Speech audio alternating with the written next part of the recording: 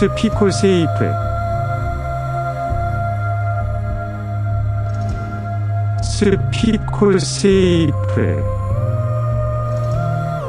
레일 슬립 페인 게임 퀸즈 핸즈 아니.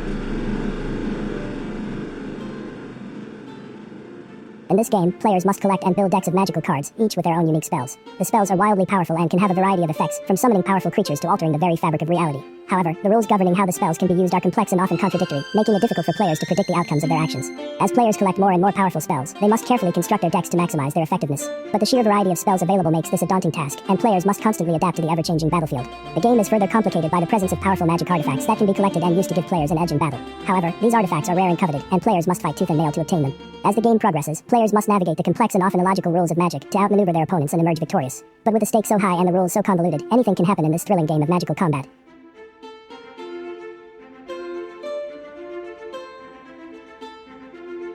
You can also craft spell cards. My neural network have decided on these rules. The success rate for crafting an item is low, and the player must constantly reattempt the craft in order to eventually succeed. However, each failed attempt uses up valuable ingredients, making it costly and time-consuming to craft items. Allow players to craft multiple copies of the same item, but make each subsequent copy increasingly difficult to create, requiring even more rare ingredients and higher chances of failure. The player must first craft a specific tool in order to craft any other items, but the tool has a limited number of uses before it breaks and must be recrafted. The player can only craft items at specific times of day, and the availability of certain ingredients varies depending on the time of day and the phase of the moon. Include a large number of complex and confused recipes for crafting items, but make it difficult for players to access or view these recipes. Next, they must arrange these materials in a specific pattern on a flat surface, such as a table or a piece of paper. Next, the players must use their imagination to craft the item in their mind, visualizing it in great detail and imbuing it with special powers or abilities. This step is crucial, as it determines the effectiveness of the final item.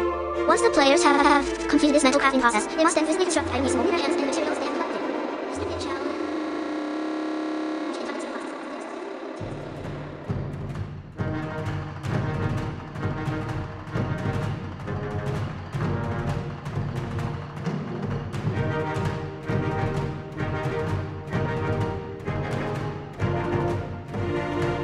The player must roll 2 6-sided die, a 4-sided die, and an 8-sided die in order to determine their move. If the total number is odd, the player must roll again. If the total number is divisible by 3, the player must move 3 spaces forward. If the total number is not divisible by 3 or odd, the player must move backwards 2 spaces. The player must roll the die with their non-dominant hand and must not blow on the die or make any noise while rolling. The player must roll the die in the air and catch them in their hat, which must be placed on the table upside down. If the die fall off the table or out of the hat, the player must start their turn over. Each die must be rolled with the opposite hand from the previous die. The number of dice to be rolled depends on the number of letters in the color of the space on which the player's game piece is currently located.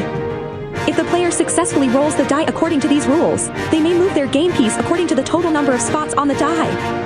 However, if the total number of spots on the die is a prime number, the player must forfeit their turn.